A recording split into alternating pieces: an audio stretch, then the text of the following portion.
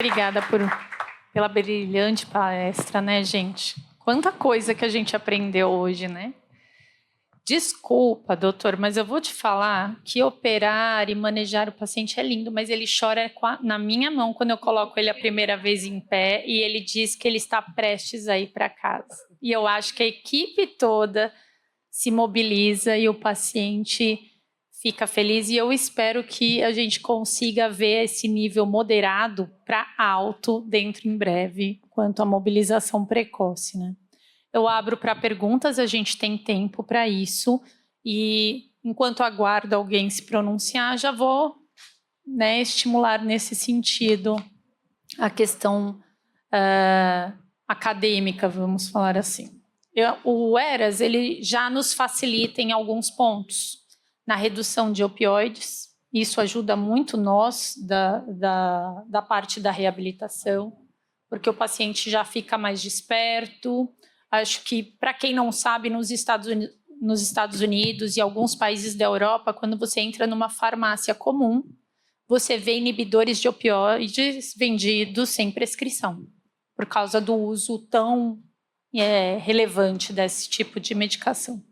Um outro ponto que o ERAS fala bastante é sobre redução de vômitos e náuseas, o que nos ajuda muito não só na questão da reabilitação, mas também no uso dos recursos ventilatórios não invasivos, né? Acho que isso é muito importante.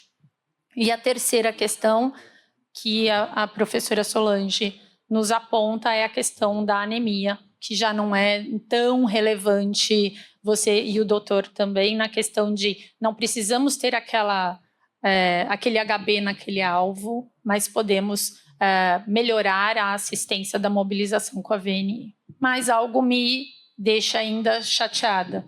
Muitas vezes a gente vê em prescrições relacionado a não passar de 20 batimentos da frequência cardíaca basal.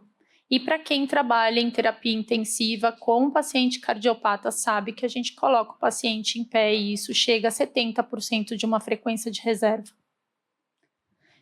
Queria a opinião de vocês sobre isso, de como a gente pode melhorar nesse sentido e alastrar essa informação no sentido de demanda para esse paciente.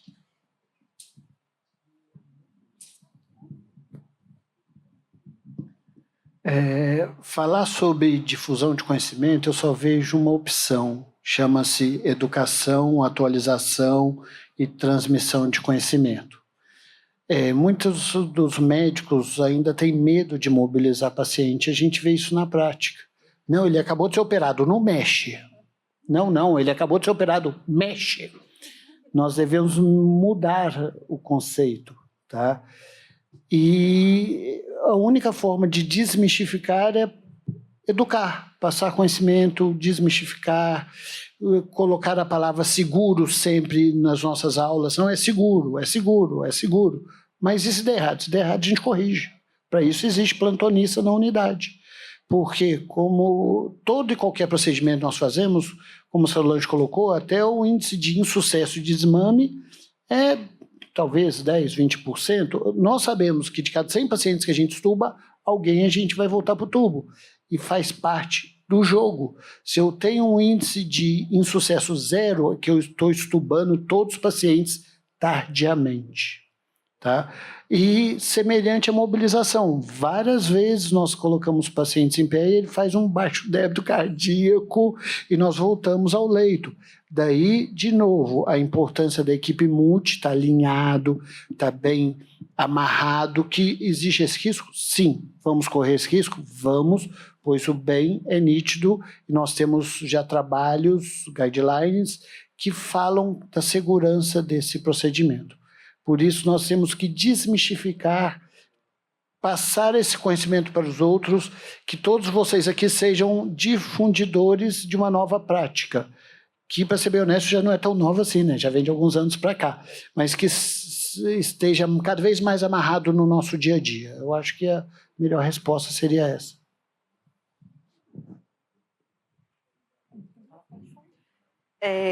Eu concordo com o Dr. Wallace, eu acho que a estratégia de educação continuada ela é imprescindível até mesmo para aplicação, né? Para entender o ERAS como um protocolo utilizável pela equipe, né? Mas eu acho que, já que estamos entre fisioterapeutas, né, é importante a gente lembrar que nós somos os profissionais responsáveis por devolver a funcionalidade do indivíduo.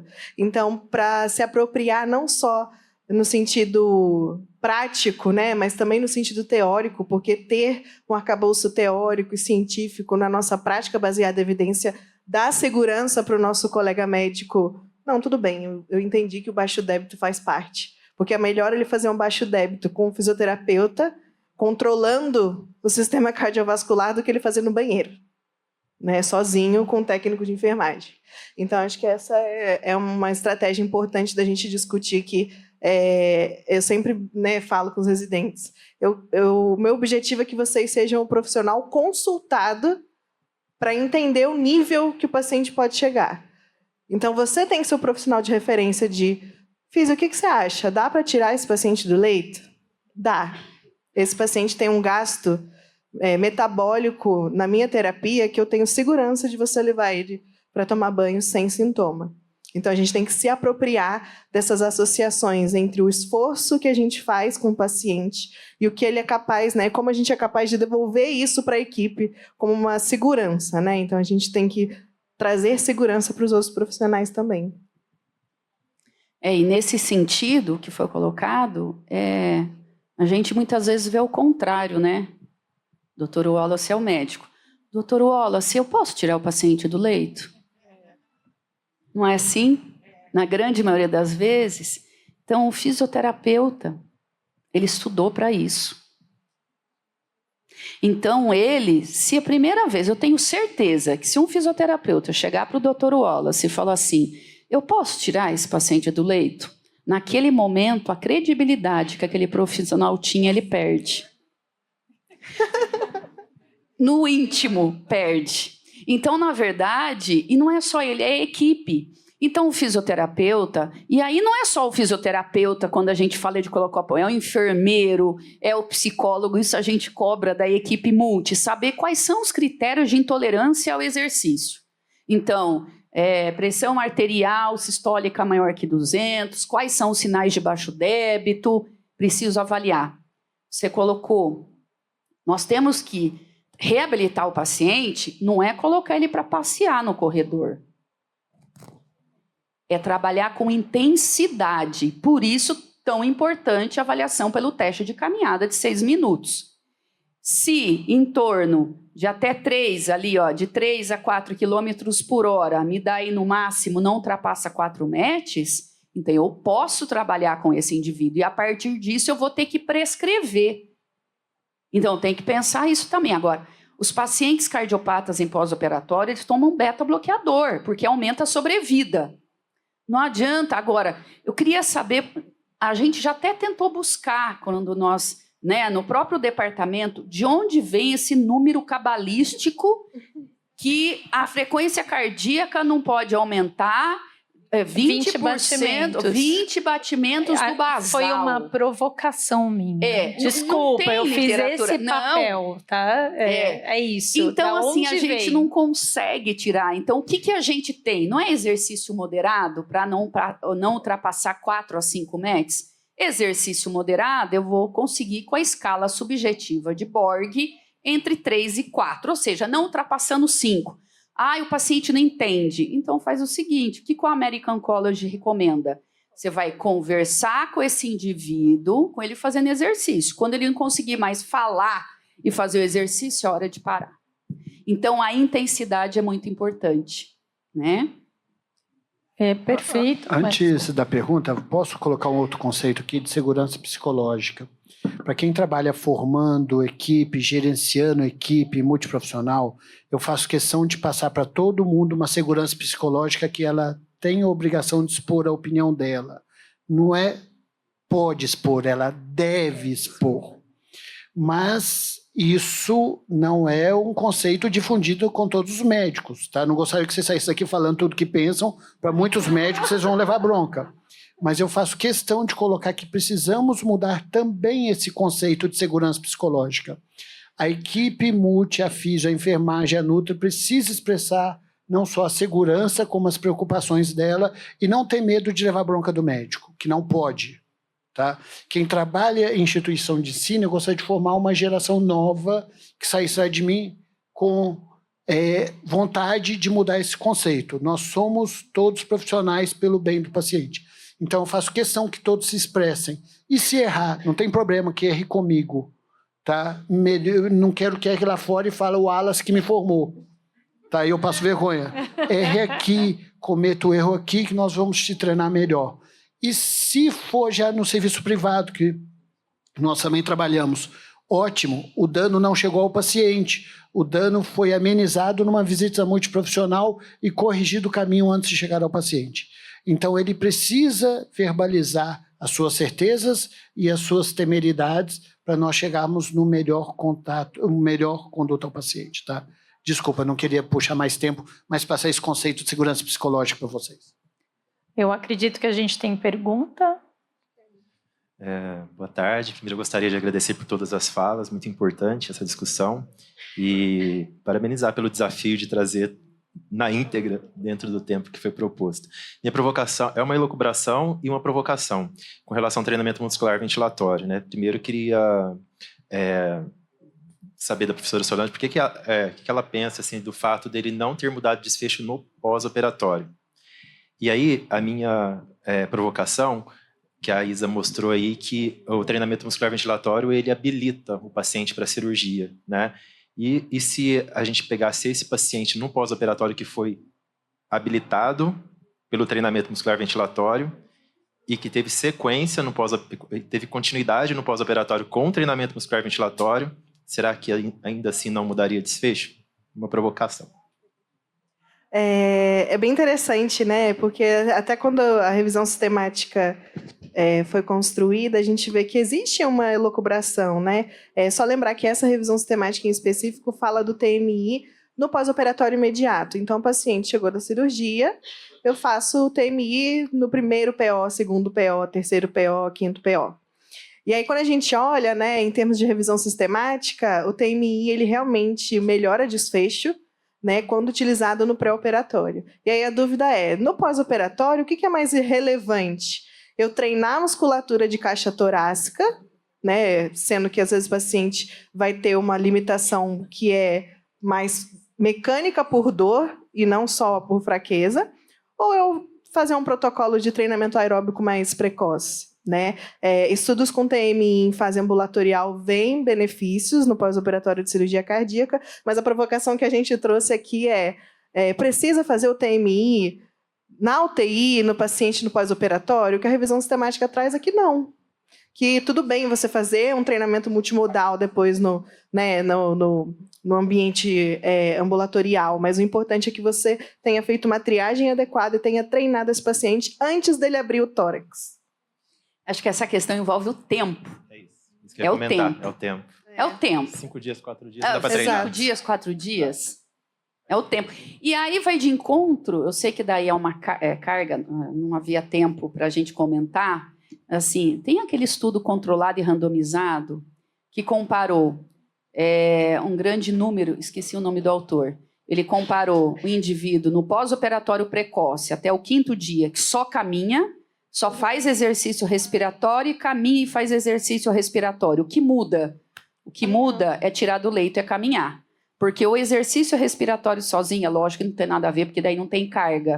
Mas assim, o exercício respiratório no leito por um curto período de tempo é a mesma coisa Respiron Voldyne. Aí você vê um gasto público imenso comprando Respiron Voldyne que não muda desfecho nem no pré e nem no pós-operatório. Então, o que muda? Retirar do leito, sedestação, leito colocar em pé. E essa questão do tempo é muito interessante, né? Porque alguns estudos estão saindo com TMI 5 dias antes da cirurgia. 5 dias antes da cirurgia de TMI é melhor do que você não fazer nada. Então, talvez, né, por um efeito de recrutamento de uma musculatura que estava adormecida, no pré-operatório ela já é suficiente para mudar desfecho, já faz diferença. Isso é muito interessante, né? Porque uma vez conversando com um pesquisador, né, de fisiologia do exercício, ele falou, eu não sei o que vocês fazem no hospital, mas os pacientes não leem livro de fisiologia, porque em 5 dias você fazer um TMI e você ver a resposta, na minha cabeça nem faz sentido. Então, existe um contexto, né, do paciente que é muito frágil, que é aquele determinante de resposta, né? Se ele tem uma fraqueza antes no pré-operatório, talvez 5 dias já ajude, né, já dá uma acordada na musculatura. Só um breve comentário, eu também, a questão do tempo também concordo, acho que é isso, e a questão dos 5 dias talvez o desfecho seja interessante, porque vai ter impacto talvez positivo nessa disfunção pulmonar que ele vai apresentar, né? Você melhora esse recrutamento da musculatura respiratória, enfim, e aí diminui essa disfunção pulmonar que ele apresenta no pós-operatório, né? Então talvez seja... Em outras populações, a gente já sabe que esse efeito, comparando o pré e o imediatamente pós e ao longo da internação, digo, por exemplo, em pós-operatório de cirurgia abdominal alta, que é uma cirurgia grande, a PIMAX, imediatamente após a cirurgia de pacientes que treinaram previamente, é melhor. Será que a gente está melhorando acoplamento? Será que a gente está melhorando função neural? Né? Então, existem outras coisas implícitas, a gente sabe que não vai ganhar sarcômero de um dia para o outro. Mas a gente tem toda uma cascata de acontecimentos fisiológicos que favorecem. Então, colocar o paciente em pé também recruta diafragma. Eu acho que é essa conjunção de coisas que a gente tem que conseguir colocar ali no ERAS high. Eu quero ver high, eu sou uma pessoa exigente. Acho que a gente tem mais uma pergunta.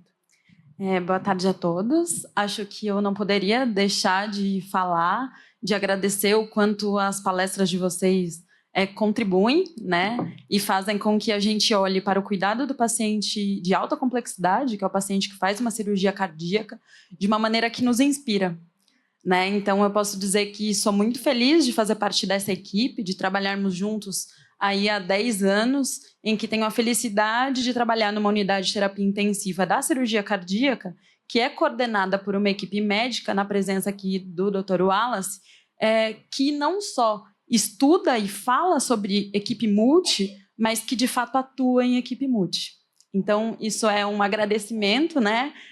Fala que muito do que me inspira, do que me motiva, é poder falar abertamente, discutir casos, e o único que ganha é o paciente, porque o nosso cuidado tem que ser voltado e centrado no paciente. E aí a provocação é que nem todos os lugares, nem todas as instituições, infelizmente, apesar de ter o ERAS, e não só na cirurgia cardíaca, em diversas outras disciplinas, né?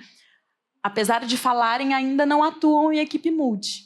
Então, queria ouvir de vocês, né, professora Solange, doutora Isadora, doutor Wallace, e até a Camila, que também está aí, sobre quais são os pilares e para que as pessoas que, infelizmente, ainda não vivem essa realidade em que eu vivo, o que elas devem fazer, como elas devem olhar, quais são aí os próximos passos para que a gente possa, de fato, viver o ERAS.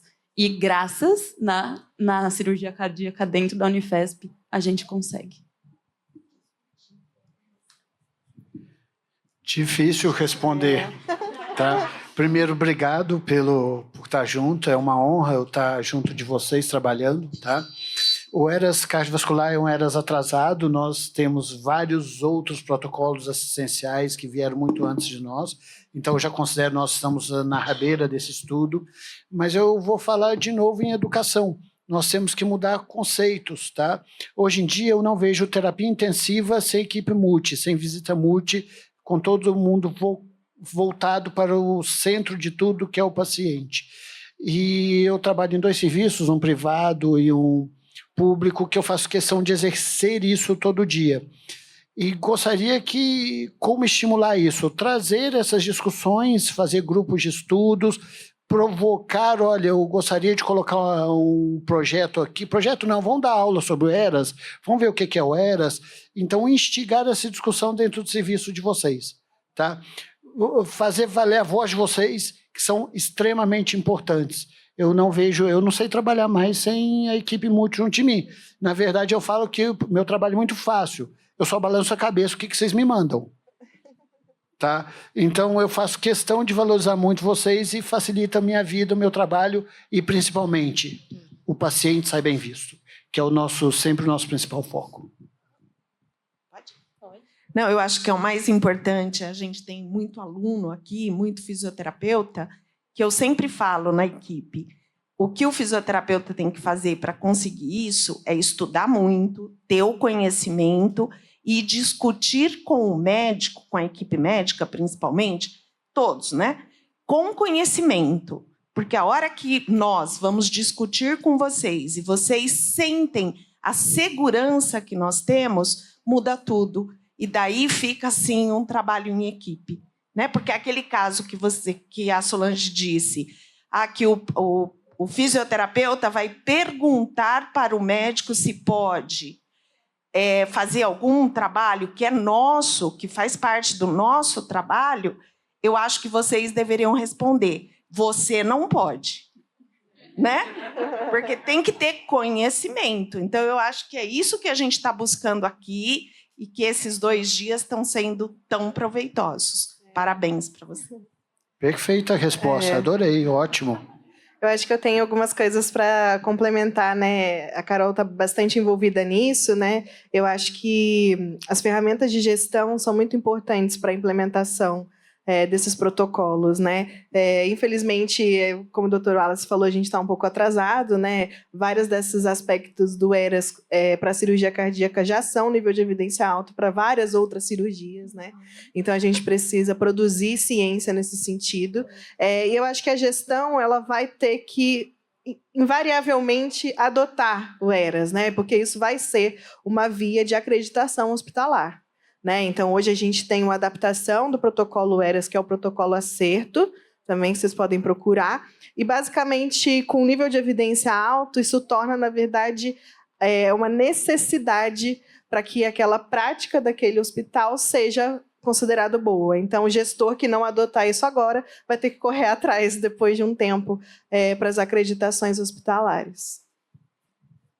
Bom, falando um pouco do desafio da equipe multi, em 2010, quando a professora Rita Simone da Unifesp, da Escola Paulista de Enfermagem, e a professora Janine Schimmer me chamaram e falaram assim: nós vamos montar uma residência multiprofissional e para trabalhar em equipe. Eu falei: como assim? Que é isso? Não tenho vergonha nenhuma de falar. Mas e o modelo médico-cêntrico? Não é o médico que manda? Não. Agora, Sistema Único de Saúde. Nós estamos falando em equipe. É a equipe. Eu preciso ter uma equipe para o cuidado do paciente. E realmente, assim, foi um grande desafio. Dá para fazer sozinho? Não. Como foi colocado aqui pelo professor Wallace, não dá para fazer sozinho. Quem começa, ou seja, a partir do momento que você começa a trabalhar em equipe não é fazer o que o nutricionista faz, fazer o que o enfermeiro faz, fazer o que o médico faz. É entender e compreender o que cada um, a ação de cada um para poder indicar naquele momento. Então, esse é o ponto importante. Então, é centrado no nosso paciente. É um grande desafio e sozinho nenhum profissional consegue. É um grande desafio, mas vale a pena. Pode ser muito rápido, porque a gente está se atrasando. Muito rápido mesmo. Primeiro, parabéns, vou ser bem rapidinho. Parabéns pelas brilhantes palestras. Assim, para a gente que está aqui, é excelente ficar ouvindo vocês. A gente poderia ficar ouvindo o dia inteiro. Como sugestão, de repente eu não sei como é que faz um método sobre isso, mas eu acredito muito que a gente precise colocar no ERAS, ou atualizar o ERAS de uma forma que a gente faça que esse paciente, primeiro, a gente criar uma conexão que ele seja encorajado a fazer. Você imagina uma pessoa ter o peito aberto, você fala: olha, você vai ficar em pé e vai descer. Na cabeça de quem não tem o conhecimento que todo mundo aqui tem, ele vai descer, o peito vai abrir, o coração vai cair, ele vai morrer. Então, acho que criar uma conexão, fazer com que ele seja encorajado: olha, eu confio em mim, eu sei o que eu estou fazendo, você pode confiar na equipe inteira, a gente vai tirar você se mexer, faz você ficar melhor. Então, assim, eu acho que criar, os pacientes, a maioria, se você perguntar, ele vai falar que está com dor, que não, ele também sente muita dor, óbvio, mas a maioria não quer ser mexido com medo.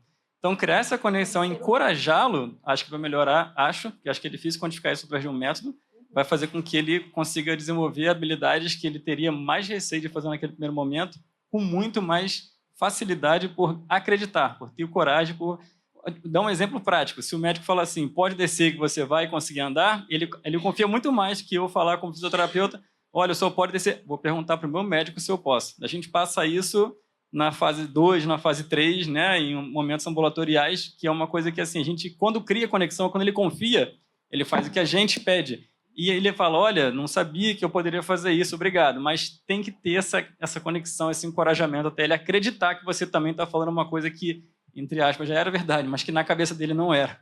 Eu acho que o que você contribuiu agora é um ponto importante, que o Eras vem para colaborar com a gente.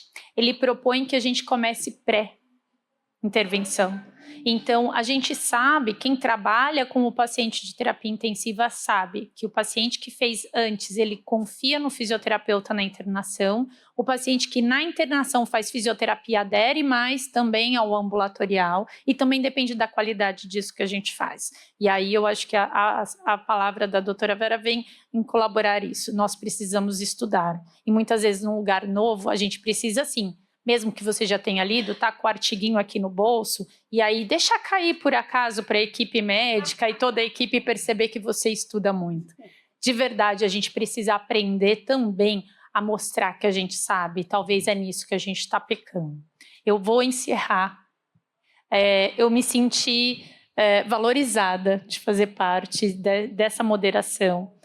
Foram brilhantes as palestras, os temas. A gente, devido ao interesse geral, não vamos fazer o intervalo. Então eu chamo agora, agradeço a todos vocês, agradeço a comissão por permitir que eu tenha participado disso. Eu acho que assim, é inovador para nós, no sentido de discutir coisas tão grandes. E convido o próximo moderador para começar o novo ciclo de atividades. Muito obrigada.